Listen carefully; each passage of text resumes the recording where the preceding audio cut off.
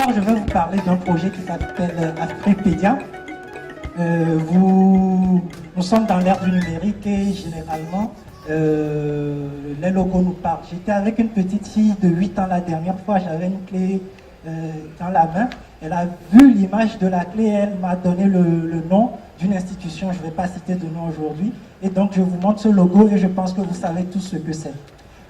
Cette encyclopédie libre collaborative créée en 2001 qui est basée justement sur le principe du partage que vous utilisez pour la plupart tous sans peut-être le savoir et est au centre du projet que je vais vous présenter ce soir. Le constat a été simple. Les images sont noires un peu à dessein, vous l'avez compris. Et là, nous voyons l'utilisation et la contribution de la répartition, j'allais dire, de la contribution sur ce projet-là de Wikipédia. Combien de personnes, vous voyez des points rouges un peu partout et il n'y a aucune lumière sur l'Afrique. C'est parce que ce n'est pas assez représentatif justement. Et d'une part, parce qu'il y a un problème de connectivité dans certains endroits. L'étude que vous voyez, ce que vous voyez ici, c'est une étude de RFI très récemment qui le dit. Au Sénégal, on a ce problème dans les milieux ruraux et un problème justement d'accès d'une part et donc un problème pour la contribution d'autre part.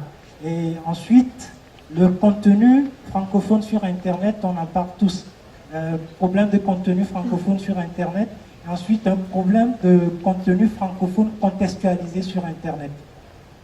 Voilà le problème que nous avons. Et une équipe de développeurs au Mali a pensé à une solution technologique très simple qui permet, je pouvais vous l'amener ce soir, mais en 2 minutes, je ne pouvais pas vous montrer de quoi il s'agissait, qui permet de diffuser justement le contenu de Wikipédia, vous l'avez vu au début de la présentation, hors ligne.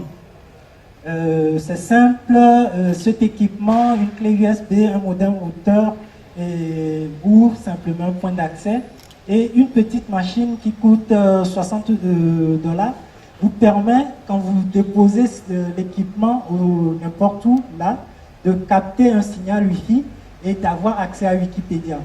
Bien entendu, c'est hors ligne et bien entendu, par moment, le contenu n'est pas tout à fait actualisé, mais quand même, nous avons Wikipédia.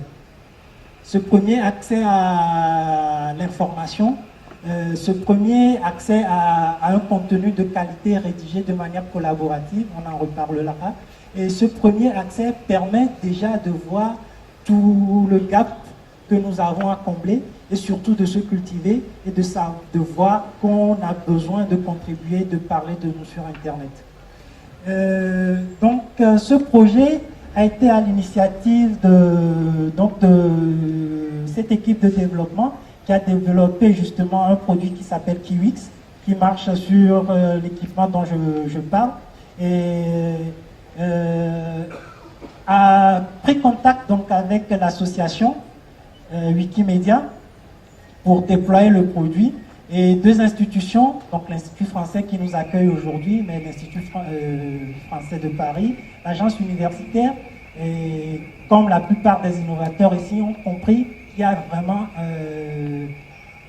une solution à un problème précis, le problème de l'accès, le problème de la connaissance. Et ils ont soutenu le projet a été lancé. Le projet, c'est en 2 parties, donc l'accès, mais surtout la formation au partage et à la contribution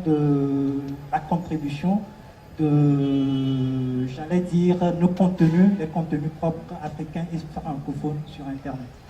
Voilà ce dont je voulais vous parler et plus d'informations, bien entendu, sur Wikipédia et vous pouvez nous suivre. Merci.